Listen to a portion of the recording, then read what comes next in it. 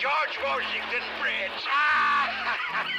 And the cabbie turns around and he says, Hello and welcome to possibly the first episode of the Nothing But Respect podcast. We'll see. Maybe it'll be backfilled. We don't know when you'll be listening to this. I am Harry Krinsky. I am a freelance podcast producer and creative director if I'm talking to a venture capital firm. I am joined by Patrick Redford, writer for Defector. Patrick, how are you? Good. Michael Jordan Lenderman just dropped his new album, and you're wearing a Bulls long sleeve polo. And we started recording because you had an MJ Lenderman anecdote. Yes, exactly. That's the wrong word, but you know what I mean. We were talking MJ off air because his album just came out. MJ Lenderman, big. I described him as he's the first guy to write girl folk for the fellas. I think that's facts. Yeah, he's probably not the first guy to write girl folk music for the fellas, but he's doing it.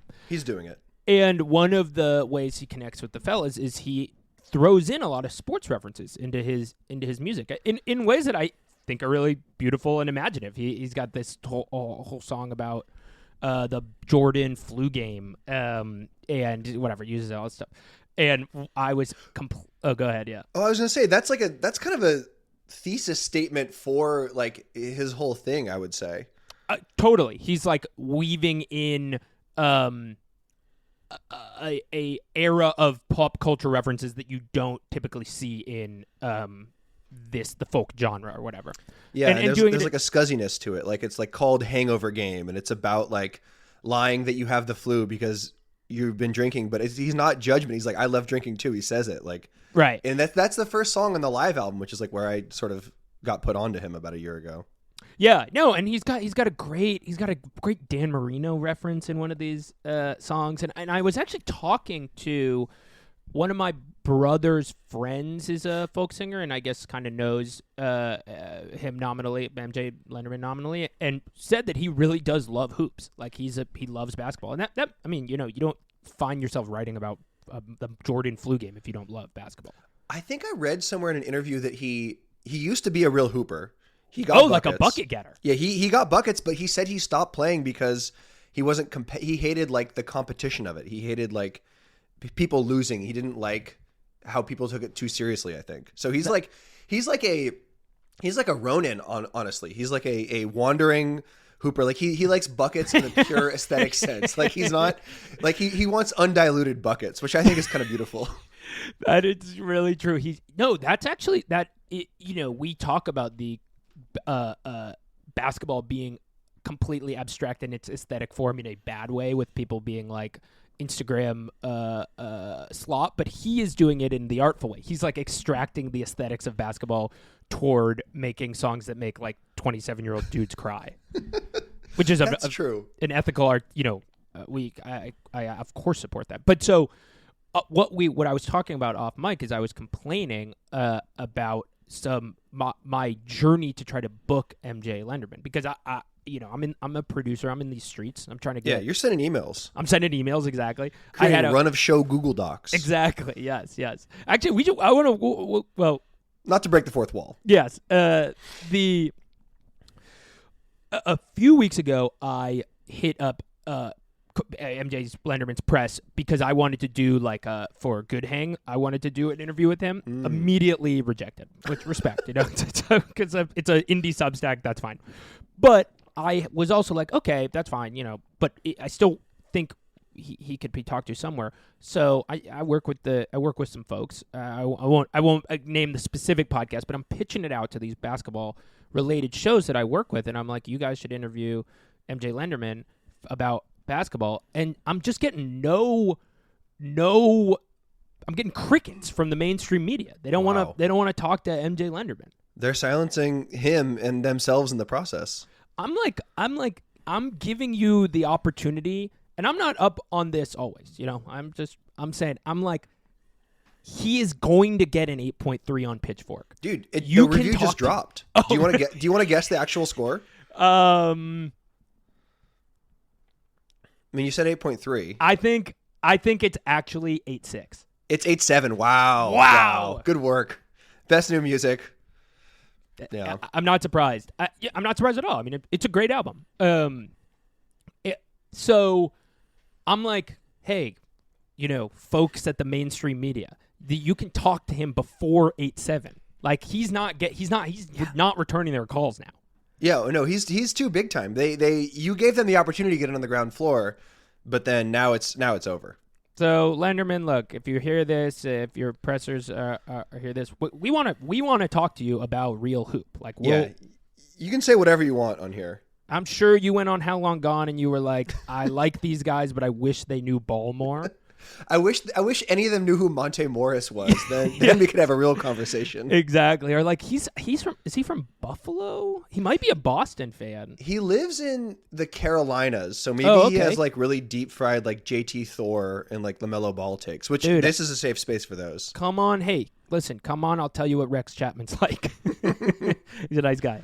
No, but there's one more top of the docket thing I want to talk about before we jump into the sort of the meat and potatoes of this, will be a couple, what I would describe as a tale of two posts, which we will kind of bridge the uncanny valley between these two posts. But I want to talk about the upworthy happy news of the day, which is that Carmelo Anthony and George Karl have finally squashed the beef, seemingly because of division in the country. Yeah, they have come together because I'll read the tweet to you. In a time of division, where coming together truly matters, which I think is the money sentence. I'm done feuding with Carmelo Anthony. I have tremendous respect for Melo. We don't know each other now, but I hear he's kicking butt and using his influence for positive impact. It's all love now from here out. Blue heart emoji, orange heart emoji. Now, this sort of seems to me that he has laid down his arms, but it's unclear. Like it seems like pretty explicit. Like this is not a unilateral agreement. Like Melo has not agreed to cease hostilities here. Is how I'm reading this. I totally agree. It's a pointedly one directional. The beef is done. For maybe those who don't know, George Karl and Carmelo Anthony feuded for a long time, where Carmelo was in his like early prime, just getting absolutely filthy buckets for the Nuggets, and he was, I suspect, a really tough guy to coach. I mean, he was like a 23-year-old superstar who didn't fucking play any defense and bank shot twos, and everybody loved him. And was clearly one of these guys who was so talented, but couldn't take it to that next like winning basketball kind of way. Yeah. Which is a pretty harsh like valley to be in, like to be like the 8th best player in the league, but like not a consequential one. Yes, totally. And George Karl, I think, is one of the last bastions of the like total pre-player empowerment movement, where he was like, my players fucking suck because they don't play defense. Player disempowerment is a pretty good way to describe his whole thing. Right. And he was a great coach. Like wasn't he the Kings coach right before this? Well, I was going to say, this is like my main association with him is in the sort of like, I think it was the early Vivek era when the team was just like pure brick, like ass. They hired Karl halfway through the season because he just clearly wanted to move up like extra 10 wins on the all-time list and pass, I forget who. And Don Nelson. It was just such a disaster and everyone hated him. And I remember Boogie Cousins tweeted out one of my favorite posts, which is the grass emoji, the snake emoji, and then the grass emoji. And this is sort of around Paul Pierce emoji gate. So this is the posting meta of the day. And he's just calling his own coach a snake in the grass via semi-cryptic emoji tweet. Like that's my main association with him. And everyone fucking hated him. But I do have to say, like, going to Karl's Twitter now, like, there's a lot of good stuff. He quote tweets himself here of the Melo tweet and says, he's talking to the Nuggets owner here. He says, "Hey, Josh, invite Melo and me to a Nuggets game. We will both be there celebrating Jokic and team." And then his most recent retweet, and this is like very relevant to today's subject matter, is an NBA Central retweet of an aggregation of something Zach Lowe said on his podcast about Jamal Murray. So this guy is like a real, if not poster, real post reader. Yes, in the true And you can tell he is not fluent with the like he's not greasing the wheels in the right way. You know, he's showing his hand a little bit too much. Like I read this initially and I'm like, all right, dude, when's the book coming out? Like he's like, all right, you want to get on the Jesus and Mero Carmelo podcast and fucking plug your book? That's fine. You got to be a little bit like maybe DM him or something. But I mean, I'm curious about like what the beef really was, because it always has seemed somewhat acrimonious, and Carmelo now has done Carmelo has done the best PR, like post-career PR of anybody ever, I think. Like he basically was considered mostly like a slightly unrealized potential superstar his whole career, and is now like the GOAT, hoodie Melo, Olympic Melo guy. Well, like he was there at the Olympics. Like he's one of the best USA basketball players, and he was treated by basically everyone as like the celebrity guest of men's Olympic basketball. Like I seem to remember someone giving him a high five, like he was courtside, and I think like LeBron gave him a high five as like going back to the huddle or something, which is like, it's cool that we just sort of have an emeritus guy who everyone loves. Like I feel like he is, given sort of the limitations of him as like a championship winning type player, it is cool that he has like that level of sort of respect and acclaim among his peers, despite not having the rings to back it up, which is like, okay, whatever. Like, so you can see, like, it's interesting the way players respect him more than like the numbers would show, which I like. Me too. Completely. Yeah. He has an element of like your favorite player's favorite player. That's a good way to put it. Which is like you said, makes sense. I was a bit of a in real time Melo hater because it just felt like he wasn't. He was in this category of top 10 players, but he didn't play defense or like kind of make winning plays in a way that I wanted out of a top 10 person. But looking back on it, he just was an extremely exciting bucket getter. Yeah, in a way amazing. That it has aged really well. Like it's really fun to watch Melo Nuggets highlights. I'm trying to think of a comp for him. It's sort of like if you gave Paul Pierce like an injection of LeBron James juice. Like he kind of has that like slow-ish turnaround herky-jerky thing, but like he'll just kick the shit out of guys. Like he'll get in the post and turn like an 18-footer into a 9-footer. Like he was so strong. Like those Knicks teams, I really liked those Knicks teams. They were cool.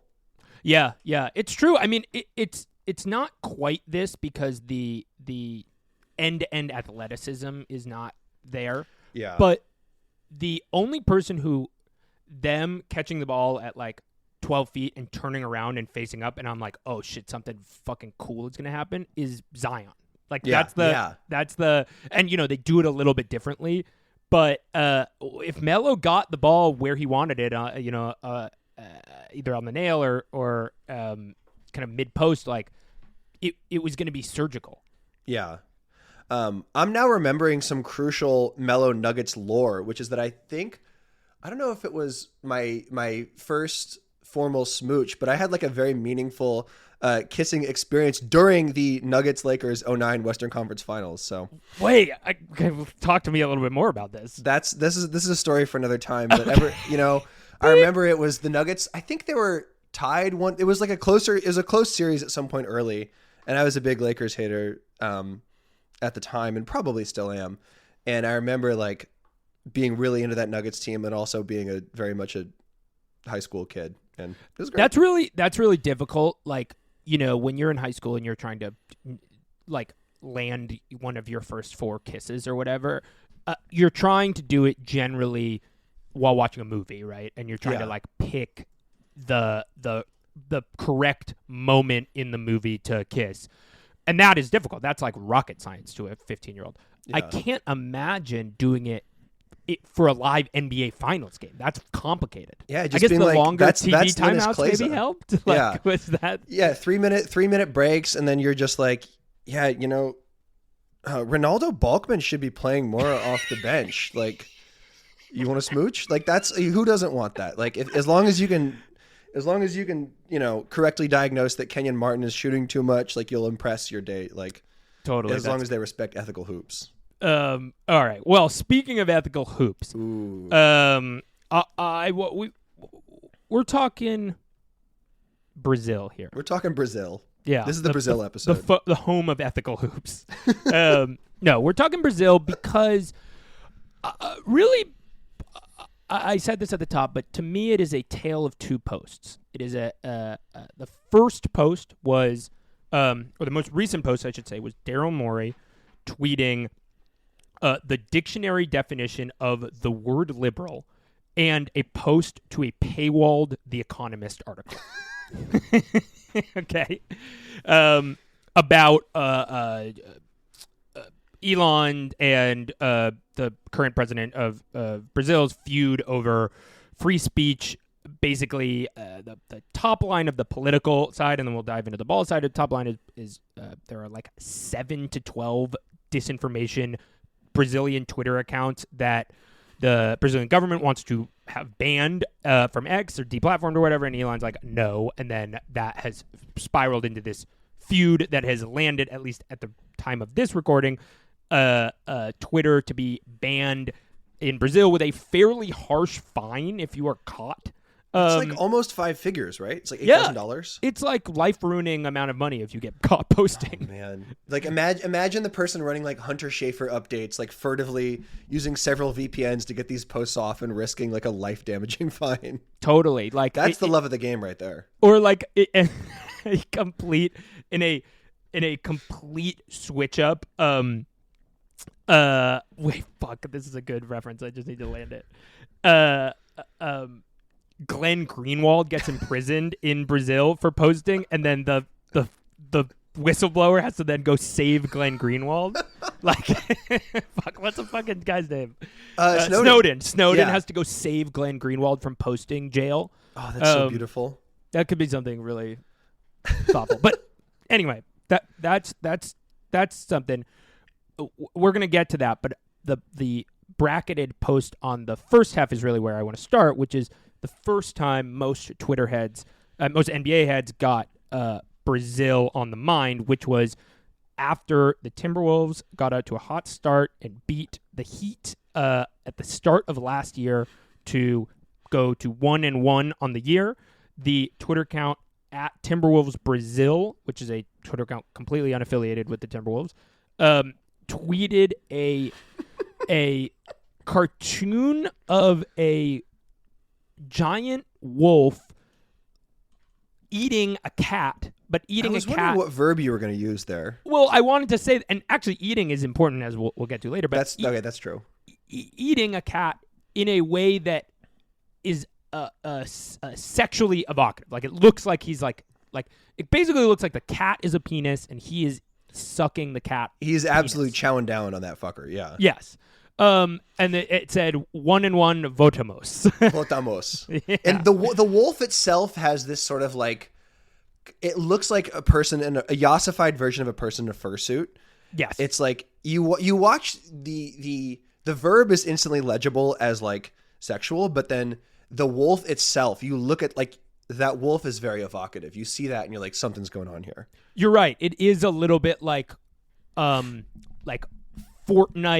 OnlyFans flip. Like it's something. It's like deviant art type. It's kind of from the art corner, the deviant art corner of the art world. It's like there's like an 18 plus in the bio if you see that anywhere like floating around on Twitter. Like so, and this happens after their first win, right? Yes, 1-1. And so they have this incredible season, but like when they post this, it is not clear whether or not like whether or not this is actually responsible for the good season. Yeah, but it is it to the I think that's a really good point, and the one of the telltale sort of like team of destiny type things is when a kind of gimmick coincides with a unexpectedly good season. That's like always like ultralight beam vibes, and no pun intended. The first year of the beam was a great example of that, where everybody got really excited about that. So, yeah, I wanted to ask you, what was your early experience with the Timberwolves Brazil? Like, how did that hit you? Where were you at with that? I was all in because it's sort of in conversation with my favorite post from Brazil, which is a tweet from Jair Bolsonaro in November 2020. It's the Bom Video, where he posts this video of himself. I don't know about this. Okay, It's like flattened, where the proportions are like, where he's squished down, where he's like a little guy who's like equally wide as he is tall. And then like the worst song of all time is playing over it, and he just tweets "Bom Video, thumbs up." I'll put it in the chat now. And so there's a certain tenor to Brazil posting that I was very interested in. So seeing this, it felt sort of in conversation a little weird. Our whole staff was very into it. After every win, the first thing I would go to is Timberwolves Brazil and see what weird shit they were posting to celebrate. Yeah, and their range of weird shit was really impressive. Yes, their range of weird shit was really impressive. It then kind of, I got the sense, sort of tilted a lot of people's algorithm slightly in the direction of kind of weird posts. Like I remember then like or maybe people were just being opportunistic and jumping on the train, but I remember seeing Warriors Brazil or Warriors some weird like quasi-sexual Warriors posts, and it really did feel like an undercurrent. So much like slop comes out of the NBA season of and I don't mean slop in the the way that the Trill Bro dude uses it to describe like trades, which is good slop. I mean, this is like the AI slop. Just like sludge. Yes, like just like garbage content detritus. This was an example of one of those like, this is why it's fun to follow the NBA online, is you get these moments of pure sort of uncanny beauty.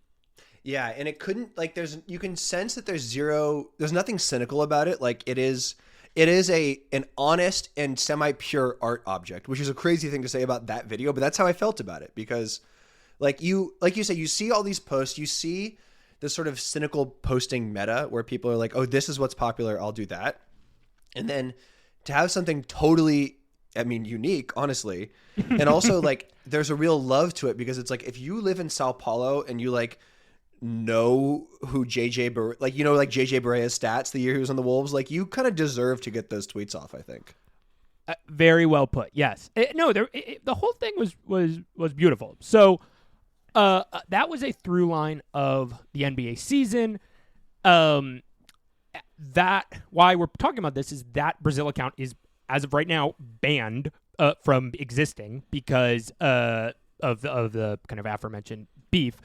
I want to read a little bit about. There was a great Miles Klee wrote a fun interview with the Brazilian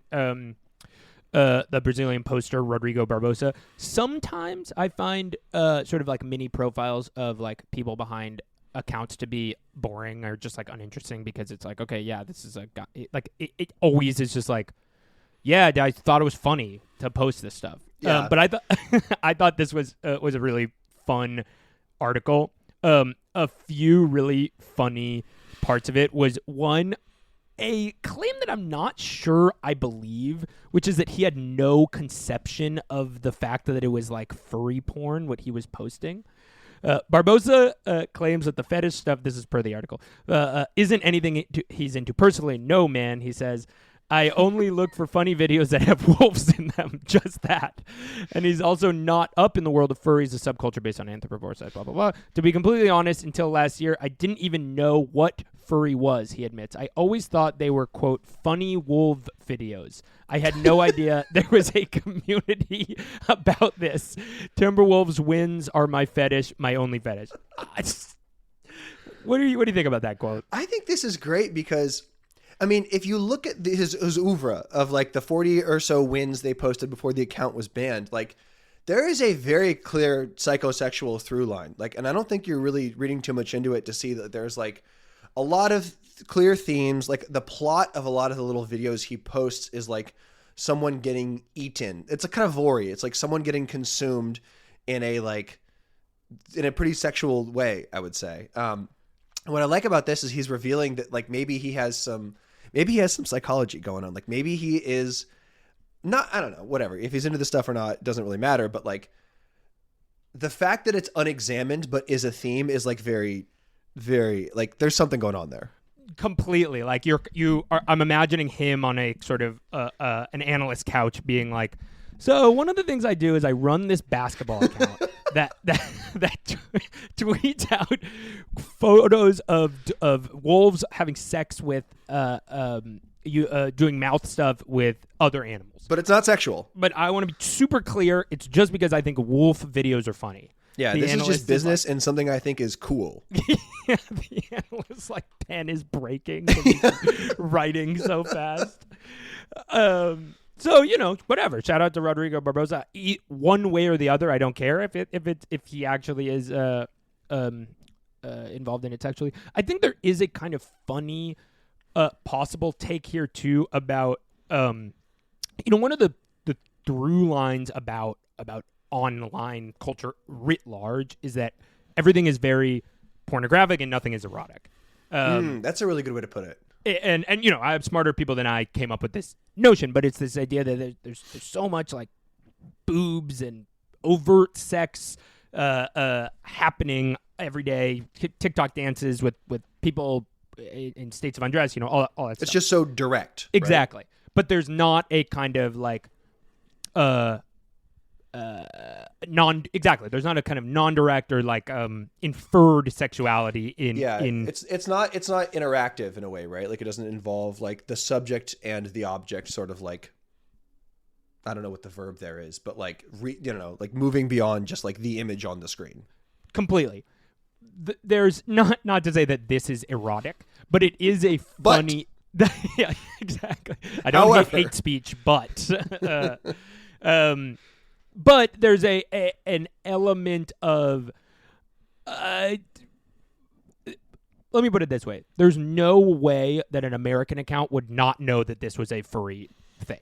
Yes. There's something kind of uniquely non-American about this kind of thing. And to this point, the one final quote that I want to read from this profile was a really funny one, which maybe ties this whole thing together, which is, in Brazilian Portuguese, the word we use for eating can also mean fucking. And Brazilians use this terminology a lot for various purposes, but in this case, it basically means that the wolves will fuck you up. To keep things fun, it evoked other videos, whatever. So that, at this point, the analyst is making the gesture with the open hands, like in like a game of charades, where you're like, "Come on, it's like just say it. It's right there. Like it's on the. You should be realizing this now." Totally, it's the scene in Good Will Hunting where the analyst just walks out and is like, "I can't deal with this guy." Just like, what's going? Yeah, he was hard the whole time talking about the wolves. He claims it's not sexual. The other sort of foreign account here, there's a Sacramento Kings France account that I'm up on. Where it's three French guys who they're fellow podcasters. They live in France, and they like wake up in the middle of the night to watch Kings games and like post about it en français. And do you know who Anne Fong is? No, I don't. She's think like so. She's the Billboard attorney who I rock with the most. Okay, got it. And she sponsors both the Warriors and the Kings. And I knew that these France guys were real heads because they know who Anne Fong is because she sponsors the replay segment. And so just seeing something wrong, call Anne Fong written out in French was like a very beautiful moment of cross-cultural exchange, I thought. That is awesome. Yeah, that's shades of kind of Shane Co. here at the Shane Co. Whatever. Exactly. But France is not as funny is not the right word. They're not as a vibrant posting community as the Brazilian NBA community, as I understand it. No, and that's actually a great segue to a kind of further deep dive I started doing because, I certainly do not come to this podcast for a breakdown of the Brazilian political system. But I did find I started doing a little deep dive because I was like, what's going on with this? I am a long time absolute hater of Elon Musk, so I love anything related to his downfall. And so I started poking around, and Ryan Broderick of the excellent Garbage Day newsletter wrote a piece sort of breaking this down, and this sent me on this journey. And one of the things that he outlined was why basically he was asking completely unrelated to basketball. He was just asking why is Twitter so popular in Brazil? Why does it matter so much there? And it's true. It had there's a lot of Bolsonaro had a lot of Twitter disinformation issues. This current what's the fucking word? Current group of people in power in Brazil. Administration. Thank you. Sorry. Had a lot of disinformation stuff. It's a common theme in Brazilian politics, as I understand it. Glenn Greenwald is like personally responsible for about 1% of the electricity grid with his like 10 posts and streams a day from his rescue dog farm. Yes, he's using he's using like an eighth of the Brazilian GDP to like call Hillary Clinton a bitch or whatever. Yeah, he's personally responsible for deforestation. Yes, exactly. The history of this is basically kind of why is posting so popular in Brazilian culture? There was this bizarre, brief social media website that was actually a Google's attempt to create a social media account. So like Friendster was really popular. This was right before Facebook blew up. Google was like, we want to get into this. We are going to buy a social media website called Orkut, which was named after a guy whose last name was Orkut, which is a hilarious move to be like, it would be like if Facebook was called Zuckerberg. Well, he's following the example, of course, of Clarence Twitter, you know? Yes, exactly. That's so stupid. Right. It's just like really bizarre and maybe shows to like this was before CEOs realized that they were public figures. So he was like, man, nobody will care if I name this fucking thing after my name. Who cares? Orkut basically did not work as a business and long firm. It totally flopped in America. It did have a few places it was very successful in. The funniest place it was successful in was Finland for a brief time. Hell yeah. Because Orkut in Finnish means multiple sexual climaxes. That's beautiful. This is great. Everyone's sort of learning about the hidden Freudian psychosexual elements of posting online. Yes, exactly. That is maybe the theme of all of this. There's a libidinality to it, right? Total, and certainly in Finland, there was briefly. They were like, awesome, dude. A new. It's like Friendster, but for busting multiple times. I don't even know what that would be like. But also, it says here Estonia, India, and Brazil, right? Yes. Those were the popular places. I remember I was reading that like Estonia was massive, but nobody gave a shit because Estonia is a tiny little country. Brazil, it was really popular, and that kind of seems like random. Like, why did it get popular in Brazil? But apparently, according to Broderick and some other stuff I was looking at, one of the really good qualities of Orkut was the ability to find like niche sub communities, sort of like Reddit in that way, and sort of like how I understand it is in the early days of Facebook, you could be like. Likes Bud Light or likes there's those Facebook groups. That was not super part of my internet experience, but I think a lot of people were, and it seemed like it was a big part of the Brazilian early internet or early social internet experience, and that evolved, and people got really into that, and this phrase, and this is where it sort of eventually comes back to posting about the Brazil sucking off the cat.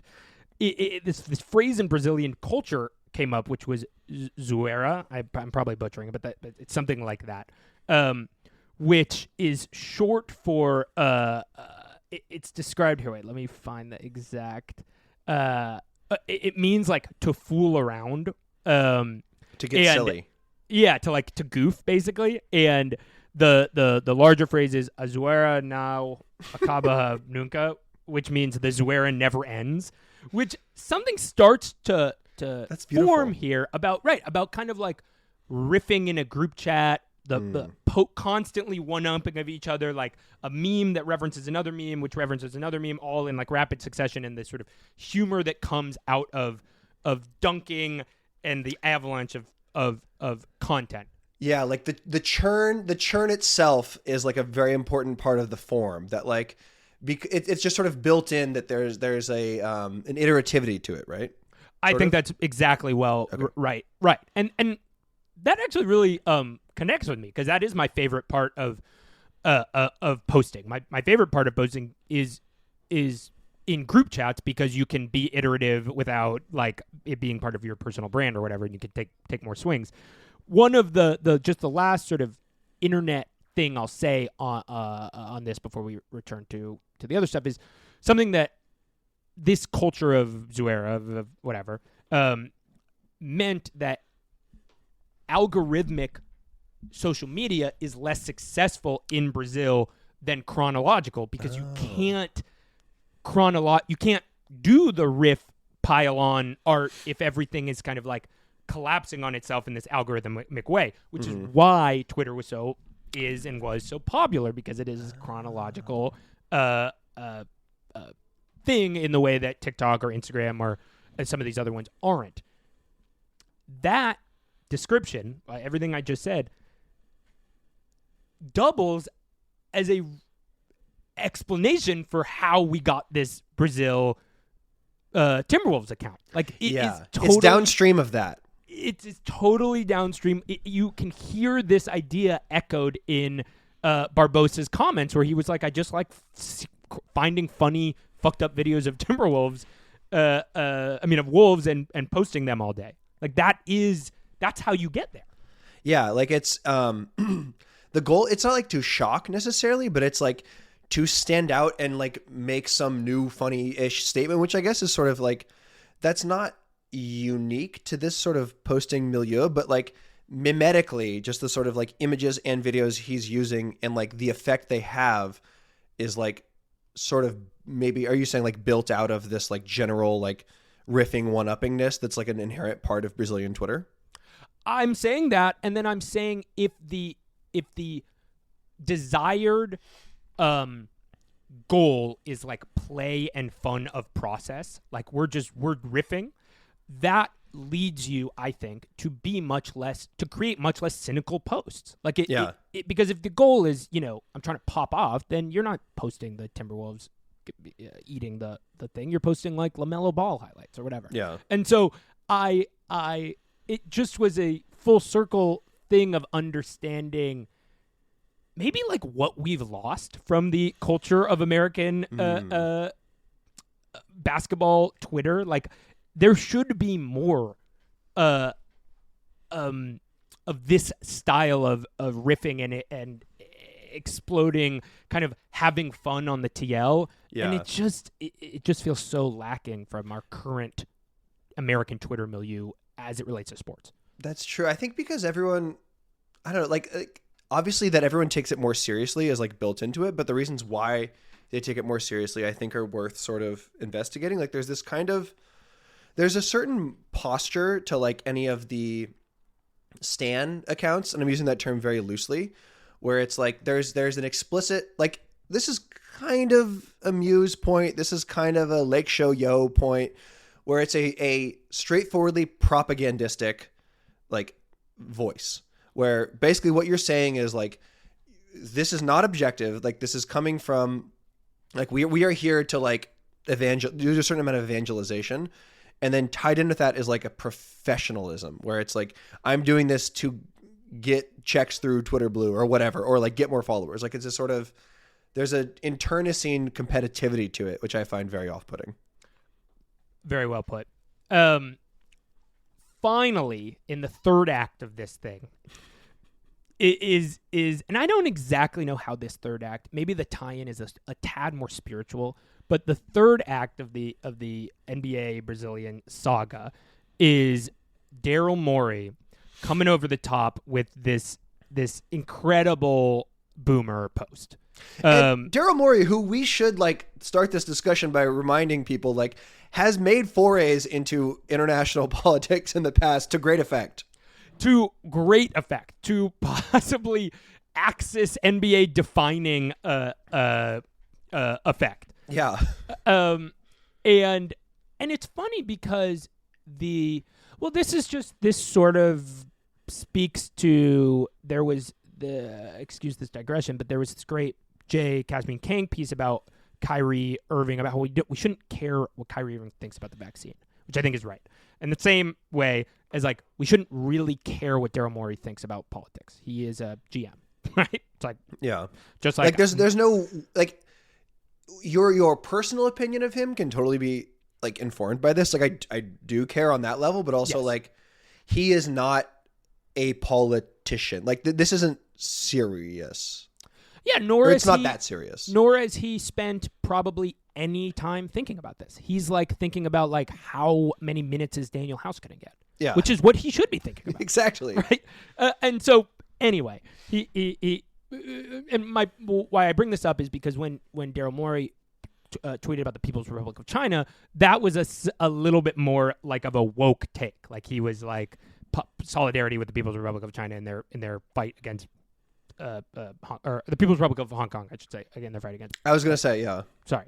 And that is, sort of like a broadly more progressive take, whereas this post reads as broadly slightly conservative, or maybe not conservative, but like kinda, like shades of like he's spanning the libertarian liberal axis, where the point he thinks he's making is a defense of free speech, but the point he's actually making is an anti-regulation one. Right. Like the only thing he is saying is that he listens to the All In podcast. Yeah. That's like, there's no sort of like. One of the most embarrassing things you can admit in public too. Right. Like he's not like, it's like, yeah, dude, we think you should have free speech. Like, thank you. But it's also sort of worth considering like the arc of Daryl Morey's fame. Like he is a very interesting figure in the sort of basketball internet, honestly, of the 2000s. Like he rises to prominence as a character in a Bill Simmons column. Right. Dork Elvis, the Sloan Sports Conference. Like he is sort of, I think mostly inaccurately, like the public face of what is called the analytics movement. Right. Yeah, you're right, honestly. And I generally think he has been an excellent GM. Like totally. He's what I would want out of my GM, which is like to take swings, to win now, to make ballsy choices. Like he's always up to something. Yeah, and I fuck with that. Like I think like they could win the title this year. Absolutely. And he is the. To your point of him being like maybe misaligned as the analytics guy is because he is analytics. Et cetera, and Harden Ball, which was analytic heads loved him. But and he has like a coaching tree for GMs too. Like there's a lot of former Morey guys, acolytes, yes, throughout the league. What he really is, and I mean this in a good way, is a star fucker. He's like, get me the fucking stars, and that's not analytics. That's like dumb brain shit. That's this is a sort of a tangent, but like it is funny how the public conception of analytics is like the scene from Moneyball where you can like recreate LeBron James in the aggregate, where like the actual analytics say like you need to get a dog, you need to get a hooper. And a lot of the Morey market inefficiency is kind of just like get as many hoopers in there as you can, and like chemistry will figure itself out, because that's like downstream of winning is like his kind of fundamental Morey thesis, which like kind of has like a non-trivial amount of spirituality to it. Like those Rockets teams are like uniquely cursed in a lot of ways, but I like the vision he has for like how basketball is built. Yeah. And it's a unemotional and kind of a cold or stoic approach to team building, which is similar to analytic approach. But I agree with you. It's entirely different. It's the point. He's basically betting on winning, solving everything. Yeah. And it did. I completely agree. It imbued. He's an awesome figure, and it's so great that he's in Philadelphia now, because it's such a he's so close every time. Like the Rockets were it was so incredibly spiritually hilarious that the Rockets built a team to beat the Warriors of like perfect analytic basketball and then missed 27 threes in a row. That's amazing. That is so it is kind of tight that eventually like your percentages and your math and everything just kind of falls apart like under certain circumstances that like this is not deterministic. Like essentially that's like this vision of basketball is one where, I mean, I guess determinism is the word, where it's like if you can stack every sort of every matchup and do a 55-45 thing your way, eventually enough of those will happen and you will win. And if you just take a million threes, like eventually the percentages say you'll make 9 of them, not 0 of them out of 27. And that like there's sort of a beauty in just sometimes you miss a bunch of threes and you lose. He's both the perfect argument for the basketball gods not existing and the perfect argument for them existing at the same time. That's perfect. Yeah. Yeah. So, he tweets this thing out. It's dumb. Like again, I think the only thing this really shows is that Daryl Morey is like a rich, guy, basically, who tweets like a rich guy. He's like it's the same. It's a much more toned down version of what Elon Musk or Kevin O'Connor or whomever the sort of people who are libertarian posting on Twitter and not appreciating how like stupid it makes them sound, I think. Yeah. But in a much more, I forgive Mary. It was one tweet. Maybe he takes it back. He's a hell of a GM. He was attempting to be liberal there, which I guess I can get behind. The only real sin is that he took a screenshot of like the Google definition instead of doing the work of like clicking on a link and then having it not just be in that, like everyone recognizes what that box looks like. And it's like, my man, you took one step here. Like you got to just a real poster, I think would have iterated a little bit. I agree. Yeah. To get the Webster, like there's something really kind of nice about the Webster corner.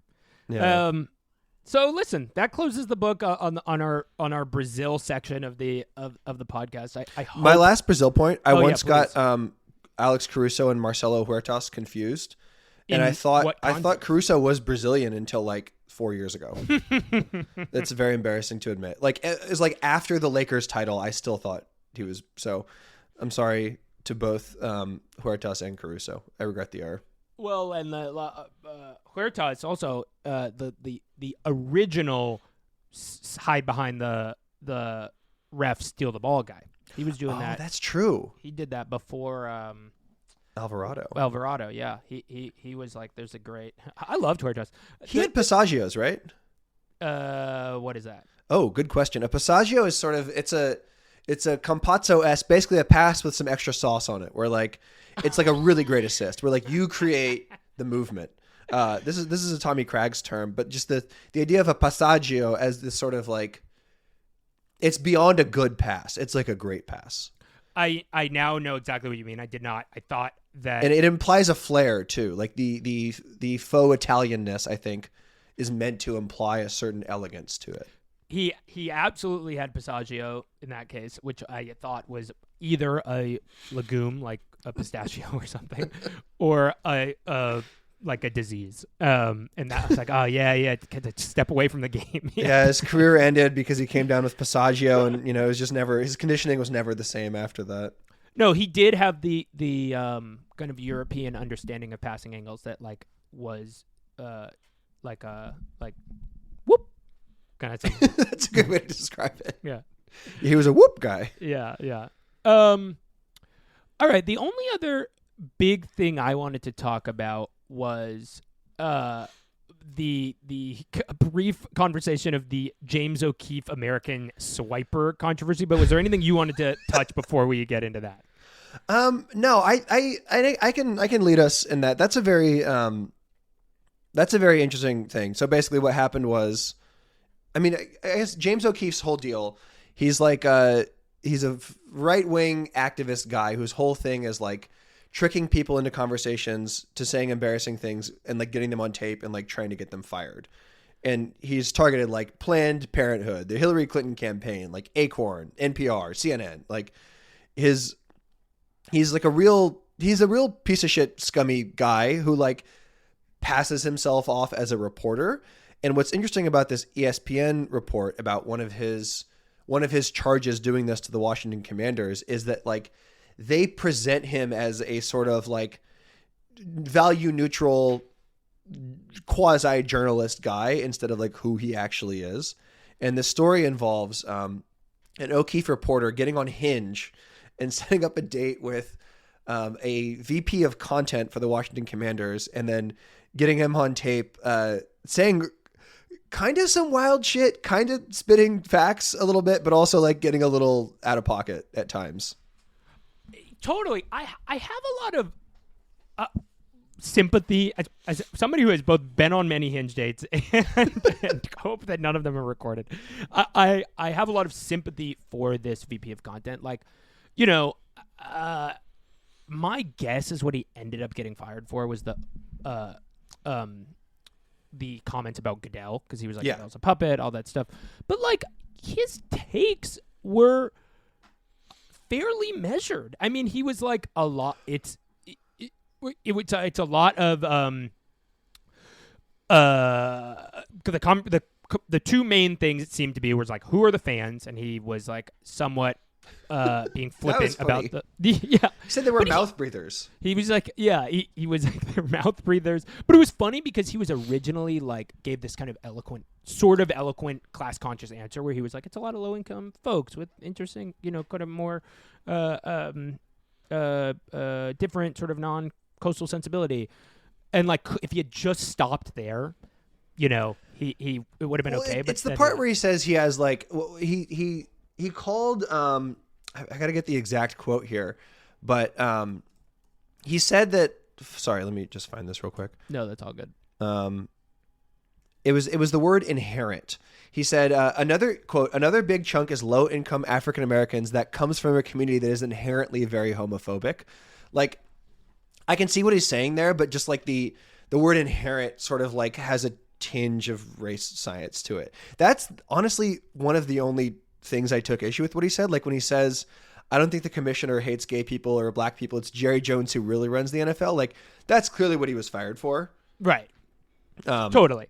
And right. And everything, like, he was like, again, to your point, he was also really spitting in a few places where he was like, the NFL doesn't give a shit about diversity initiatives. Like, they just care about their bottom line, which is like, duh, right? Like, it's a fucking NFL. Like, but and you know, whatever. It's just a very kind of like unfortunate, bizarre, cursed thing that this guy got recorded on a Hinge date. I do want to talk though about this sort of like honeypot technique because it is wild. Yes. And I guess I want to say a few things.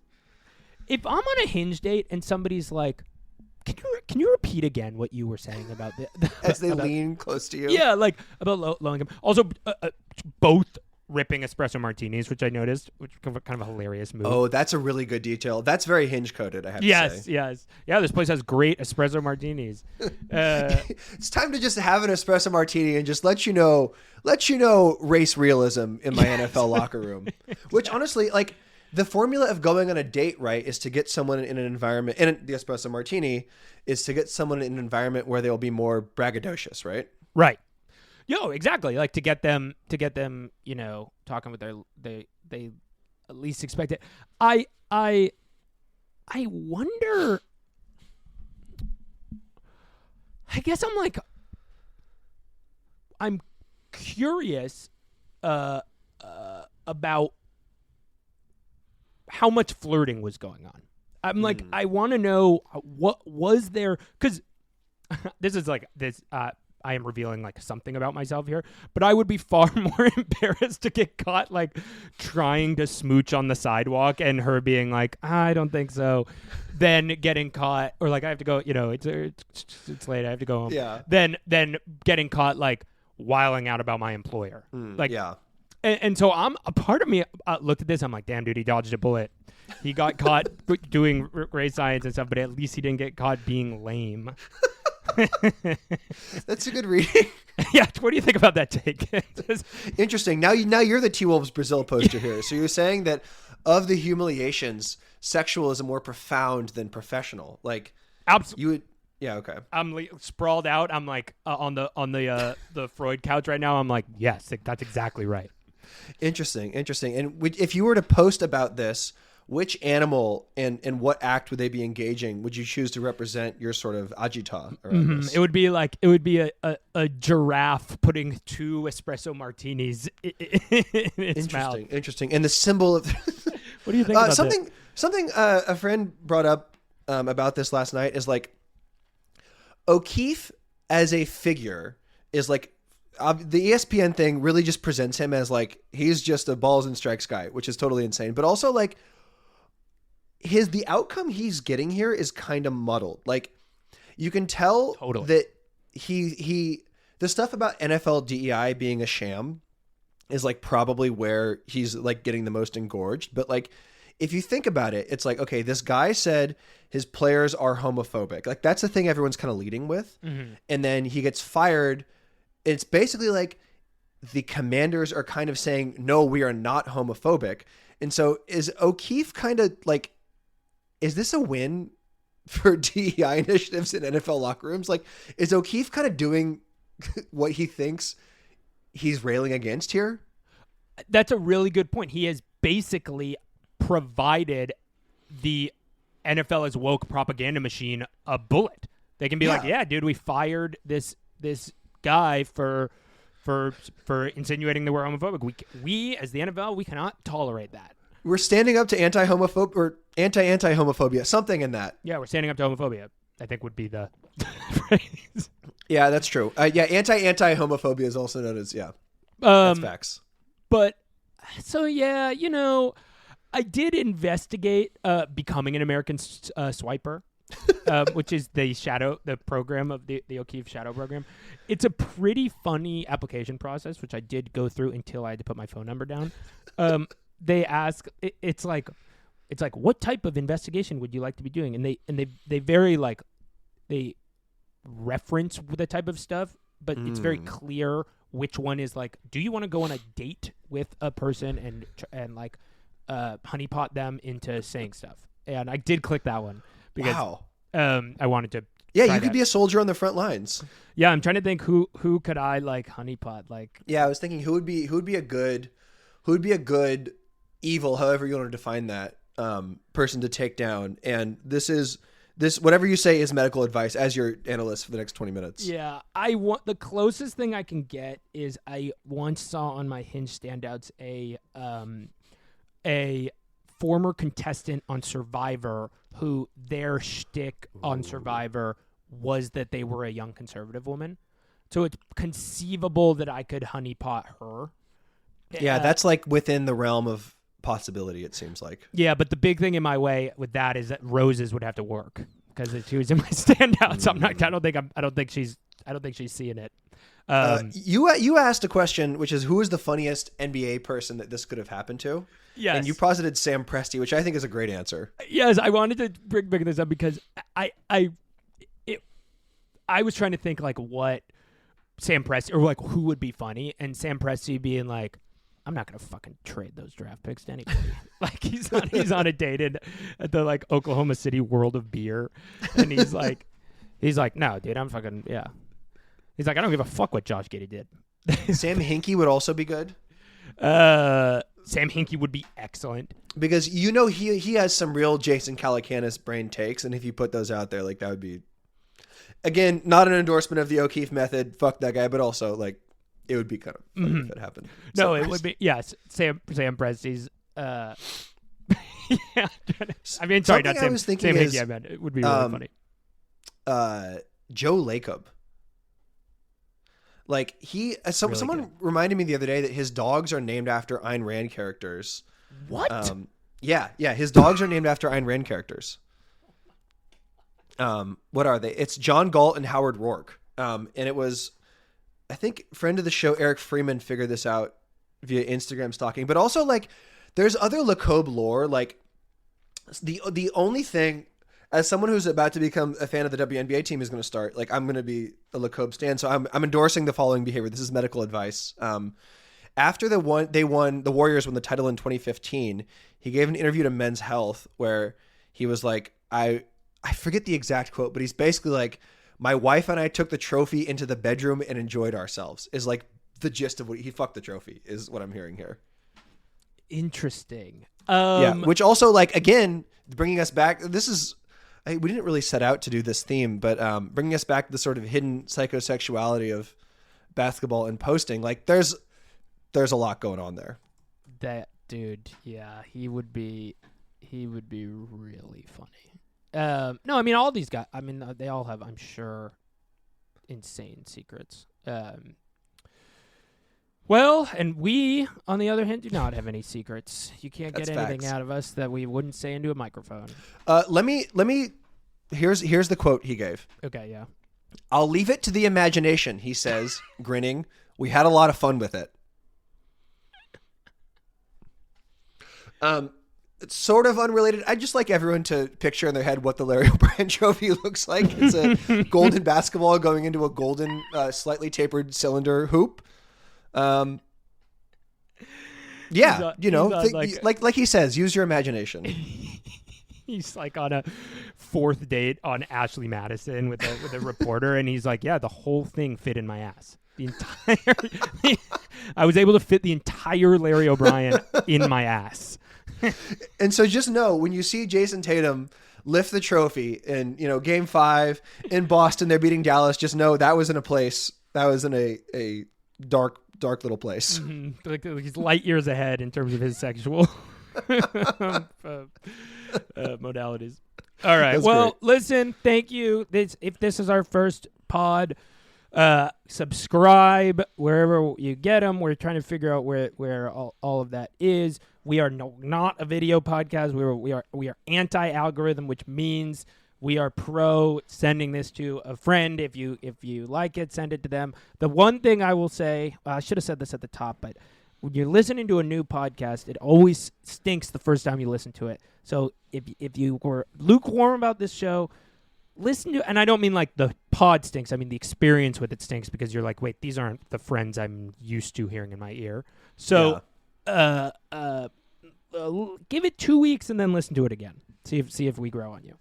Yeah, and our recommended way of sharing is to navigate to the whatever podcast app you have on your desktop, yes. Print that page out, and then bring it to the bar with your friend and slide it across the surface over espresso martinis. Perhaps maybe you're on a date and you're like, I want to impress them with I'm into physical media because you've made this media physical. That's like a very beautiful gesture of friendship towards us and to them. So if you want to spread love, that's my recommendation. Completely. All right. We will see you next week.